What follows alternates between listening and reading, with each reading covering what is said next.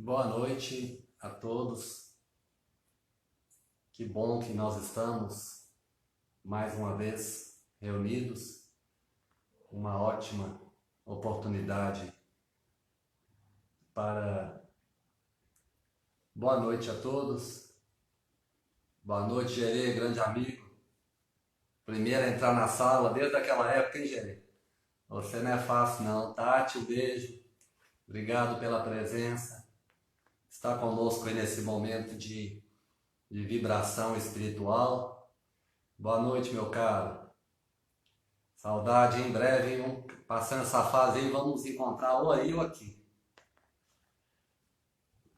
Então, estamos com esse propósito, né, de nas terças-feiras termos esse momento de oração, um momento de elevação espiritual, um momento de conexão, né? Eu disse na semana passada que o único objetivo dessa pequena live, né, uma live de 20 minutos, para que as pessoas possam, né, ter aí a sua divisão de atribuições à noite, né, não ficar ali o tempo todo, uma hora, porque a gente tem aquela necessidade de perceber o início, o meio e também a conclusão. Então, em 20 minutos, eu preparo essas três fases, tentando elevar os nossos corações ao mais alto, que é o que nós estamos precisando bastante nesse momento. Então, o único objetivo dessa live é compartilhar, né? Então, é partilhar com você. Partilhar o quê? As lições que, particularmente, eu tenho notado, eu tenho percebido, eu tenho aprendido com a natureza. Como biólogo e, ao mesmo tempo, como um curioso das realidades do espírito, eu estou cada vez mais ciente da inter-relação que existe nesses dois campos do conhecimento. Na semana passada, nós fizemos uma reflexão bem profunda sobre o processo da dormência das sementes. Nós falamos sobre essa dormência que não é a inutilidade, essa dormência que não é a inatividade, é a dormência aparente, porque no interior da semente nós temos ali processos fisiológicos acontecendo, cuja culminância é nada mais, nada menos que o surgimento de um ser vegetal que pode alcançar 30, 40, no caso da semana passada, 40 metros, porque foi uma sucupira. Sendo assim, nós gostaríamos de trazer uma outra reflexão nessa série Aprendendo com a Natureza. Existem algumas características do planeta Terra que nós não temos muita condição de entender como que essa aparente coincidência existe entre nós. Então, quando nós não entendemos, a gente passa a desconfiar da nossa pouca capacidade de compreensão das realidades da vida e do espírito. E isso é bom, é um exercício de humildade, nós estarmos atentos, aprendendo e ao mesmo tempo evoluindo o entendimento. Então a água sempre me chamou muito a atenção, né? Como que essa molécula, ela representa a vida no nosso planeta e, vamos dizer a verdade, ela representa também a busca da vida fora do nosso planeta. Então, quando se fala em vida extraterrestre, quando se fala, né, a gente tem uma área da biologia que chama-se exobiologia, que é a busca da vida fora da Terra. A principal característica, a principal molécula, a principal propriedade que a gente busca é a existência dessa molécula no estado líquido, de preferência, não é? Então a gente desconfia da vida que já existiu quando a gente encontra rastros dessa molécula, ou também nós desconfiamos da possibilidade de existir uma vida que seja também como a nossa, dependente dessa molécula, a água, né? Estou saudando a todos aí que estão chegando. Eu estou começando nesse momento a conexão com essa molécula a água e eu vou terminar levando ela para o âmbito da nossa espiritualidade. Que esse momento seja um momento de elevação do pensamento, de muita paz, de muita sintonia com as propriedades mais sutis e que a gente possa irradiar no nosso ambiente de casa, hoje que a nossa casa se transformou e tomou uma importância muito maior. Hoje a gente pode falar que nós temos todas as características de um lar perto de cada um de nós, né? Com as dificuldades, mas ao mesmo tempo com os desafios do crescimento espiritual. Bom, a água é uma molécula de fundamental importância para os seres vivos, porque a grande parte das reações químicas ocorre em meio aquoso. Então é exatamente ali no interior da célula, naquele meio repleto de água, que nós vamos ter as reações químicas mais importantes, talvez, para o funcionamento da célula. E é curioso que essa água, além dela constituir o ambiente das reações da vida, ela também é por si só participante dessas reações, doando ou recebendo hidrogênios e oxigênio, que são átomos fundamentais à vida. Então vejam vocês como que essa molécula, ela, na condição que ela existe hoje no planeta, nas temperaturas, nas condições climáticas, ela favorece tantas possibilidades, como por exemplo, a vida nos polos do planeta, né? Então nós temos uma outra condição espetacular, fantástica. Nós vamos lembrar das nossas aulas, a nossa água no estado líquido e a nossa água no estado sólido, que é o estado gasoso. E o curioso é que o gasoso, que é o estado sólido, ele possui uma densidade menor do que a água no estado líquido. Ora, é graças a essa propriedade da água ter uma configuração atômica na sua molécula na baixa temperatura no estado sólido, que vai permitir a vida no Ártico e também na Antártida. Por quê? Porque a água menos densa, ela vai cobrir a superfície e aí ela vai criar um estado interior na água de não congelamento. É por isso que nós temos então os animais, nós temos tantos seres vivos vivendo sobre estado da água sólida. Aí nós temos o alto valor do calor específico da água, nós temos a sua tensão superficial, nós temos um fenômeno químico maravilhoso que a gente chama de pontes de hidrogênio, que façam que as moléculas de água se unam, por exemplo, e ao mesmo tempo gere uma coesão, e essa coesão faz com que a água, por exemplo, consiga subir a alturas que a gente não entende como, e é contra a gravidade, por exemplo, nas grandes árvores do planeta Terra. Esse estado físico da água, o sólido, o líquido e gasoso, é a partir de agora o nosso tema para reflexão. Há de se lembrar que quando nós estamos, por exemplo, no estado sólido, como eu mostrei agora, e esse estado sólido ele vai sendo transformado, ele vai cedendo espaço para o estado líquido da água, a fase líquida. Para que isso aconteça, essa água sólida ela precisa ir adquirindo temperatura. A temperatura vai subindo, a temperatura vai elevando e o fenômeno que a gente chama vulgarmente de derretimento é o que nós percebemos no processo. O curioso é que quando ela entra nesse estado de transformação, quando ela entra nesse estado de mudança de estado físico, a temperatura não altera, né? Então a temperatura vai subindo, do gelo vai subindo, aí quando começa o processo de derretimento, a passagem do estado sólido para o líquido, um pouco mais de 0 graus, nós vamos ter então a manutenção da temperatura. E agora, nesse momento, dito isso, com o carinho da sua atenção, é que eu vou compartilhar com você o que eu percebi a respeito dessa mudança de estado físico. E o que eu vou chamar agora de mudança de estado espiritual. Tem muitas pessoas que estão questionando a mudança que deve acontecer pós-pandemia, por exemplo. E a gente encontra algumas pessoas angustiadas ou algumas pessoas pessimistas mesmo, dizendo que depois que passar, tudo voltará a ser como antes. Impossível. É impossível porque mesmo que não tivéssemos pandemia, em 2, 3 meses, nada é completamente como antes.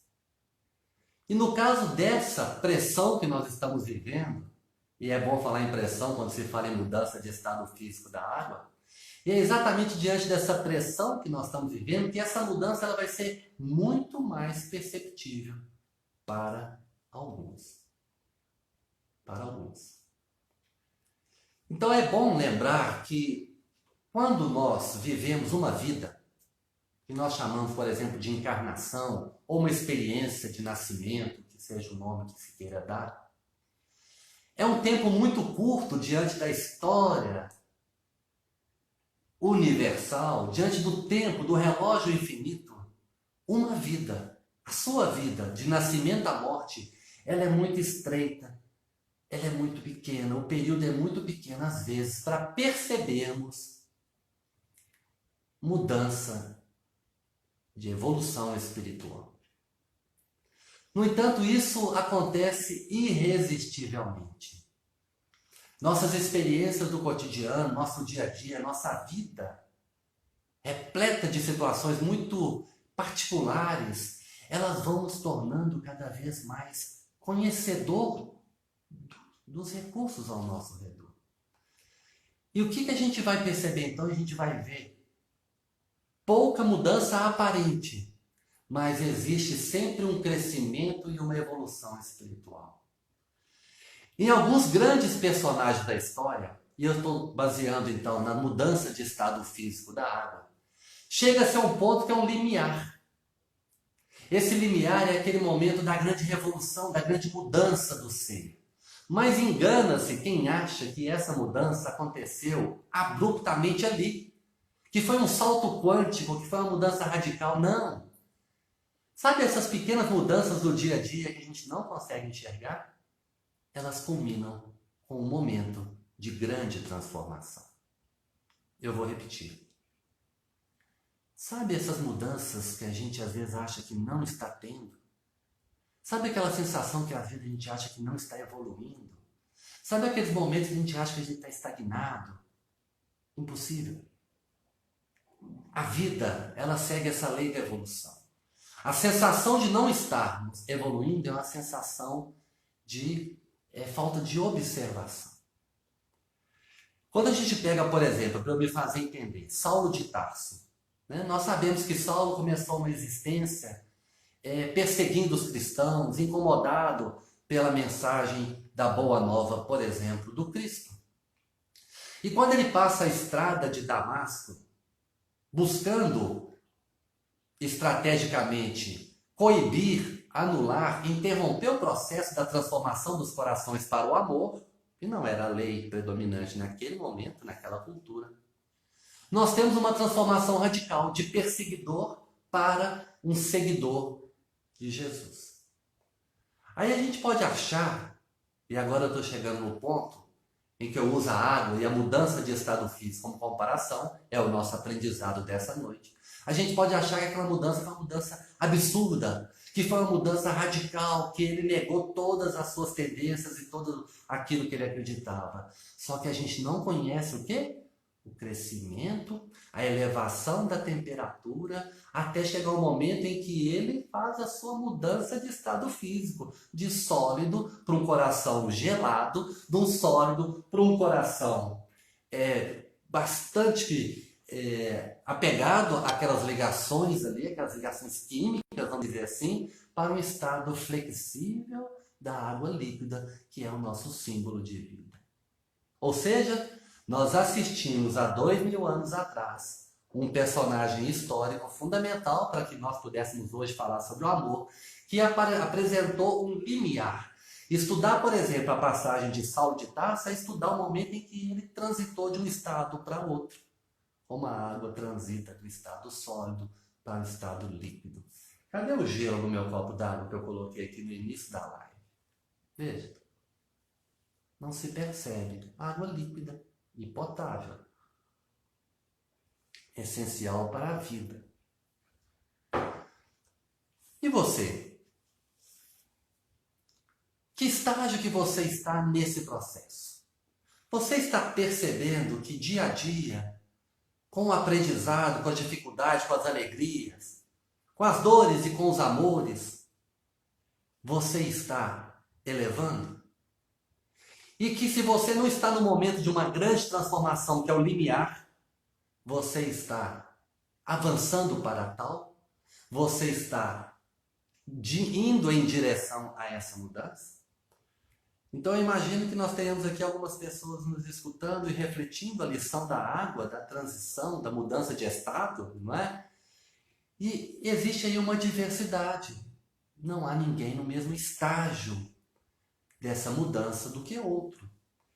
E às vezes o que nós temos? Nós temos algo fundamental, que é a nossa concepção dessa mudança, nosso entendimento, daí o nosso objetivo de compartilhar nessa noite, chamando atenção para isso. Se você está, por exemplo, com uma sensação de estagnação, uma sensação de não evolução, repare bem como que você está.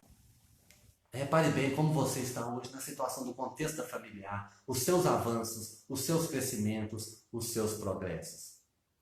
Para quem não esteve presente na semana passada, a nossa live, o nosso convite, o nosso momento de oração e de estudo, ele tem um momento final, que é o momento do nosso para casa, da nossa tarefa, não é? Na semana passada, nós falamos sobre a dormência da semente e eu convidei os participantes a identificarem os projetos de vida que estão dormentes com risco de morte. Porque a semente que dorme e que não se movimenta, o embrião morre, falece, sucumbe. Quem quiser depois compartilhar como que foi a experiência, né? Eu vou aproveitar para compartilhar a minha. Eu tenho um projeto pessoal de produção de árvores, de reflorestamento. Desde a universidade eu já trabalhava, como eu falei, num departamento de botânica. E agora, fora do meio acadêmico, eu estou dando continuidade fazendo esse projeto pessoal. E quando eu coloquei a tarefa da semana para cada um de nós, eu também me submeti a ela. E essa semana, e particularmente, coincidentemente hoje, eu dei um passo muito grande no meu propósito de reflorestar esse planeta. No meu âmbito, claro, nas minhas limitações, mas na minha contribuição, né? Meus amigos, parece bobagem. Eu pedi para você semana passada um pequeno passo. Às vezes é uma pequena atitude mínima. Lembra do estado de mudança física da água, né? A gente não percebe, às vezes, a mudança da temperatura, né? De, por exemplo, menos 3 graus para menos 2, a gente não percebe. No entanto, no conjunto da obra, isso está fazendo que eu me aproxime do ponto de transformação. É o ponto de fusão. Então, essas pequenas atitudes, elas às vezes são tão simples e externamente tão pequenas, mas gera em nós uma satisfação que não é compatível com a atitude que a gente toma. Eu vou repetir. Essas pequenas ações, esses pequenos propósitos, essas pequenas atitudes, elas não são compatíveis com a alegria, com a satisfação que gera em cada um de nós. E isso é nada mais, nada menos que motivação e força para viver. Então agora eu vou apresentar para vocês a nossa tarefa semanal, a nossa tarefa para a nossa próxima semana, deixando você sempre à vontade para compartilhar comigo, como eu fiz agora, compartilhando com vocês.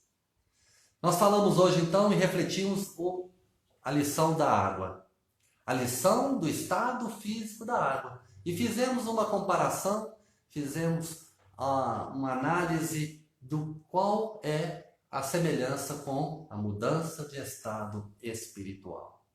Não é isso? Crescimento contínuo, progresso sempre em atividade, melhorando a cada dia. Então agora não podia ser diferente, né? Qual vai ser? No contexto das grandes virtudes, qual que você deseja desenvolver nessa semana? Que atitude que você vai tomar? Uma pequena atitude, que é um caminho para o seu limiar de grande transformação, de santificação. de ser, como diz uma amiga minha, um espírito de luz, não é? Para nos transformarmos em espírito de luz, se a gente ficar esperando algo abrupto, instantâneo, não vai ocorrer. A gente vira luz, brilhando pouco a pouco, cada vez mais. Tá bom? Então, brilhe a vossa luz. Escolha uma pequena ação nessa semana que seja um grau a mais para que você alcance o seu limiar de transformação. E depois da transformação, meus amigos, é só felicidade e saúde sempre. Porque a gente vai estar num patamar superior, num outro estado de evolução. Tá bom? Quando olhar a água, beber a água, quando respirar essa água, né? A gente está falando muito de dificuldade respiratória, né? A gente tem que lembrar que essa água, ela está no nosso ar, da forma de umidade. Sem umidade não tinha como nós respirarmos. Então, respirando, bebendo e lembrando do nosso gelo, que é a função ecológica da água, não se esqueça, é preciso sempre avançar um pouco mais para alcançar esse momento da transição. Fiquem com Deus, que esses espíritos que já passaram, né? Vamos dizer assim, esses espíritos que já chegaram num estado mais avançado e estão conosco, seu anjo da guarda, o anjo da guarda da família, do nosso país, do nosso planeta é Jesus, diga-se de passagem, né? É o nosso mentor, o nosso guia, te abençoe, te dê saúde e que você possa, pouco a pouco, crescer também, mas sem nunca esmorecer, sem desanimar. Muito obrigado pelo carinho de estar conosco, estar comigo nesse pequeno estudo. Para quem não participou semana passada, a gente faz um estudo só de 20 minutos para que ninguém fique muito sobrecarregado durante a noite. Nós sabemos que todo mundo tem muita tarefa, tem muito motivo para evoluir, tá bom? Um beijo, muito obrigado e até na semana que vem. Uma propaganda. Semana que vem nós vamos falar sobre a equidise, que é a muda que alguns animais sofrem para crescer, tá bom? Vamos falar sobre esse momento de crescimento. Um beijo, obrigado, até a próxima.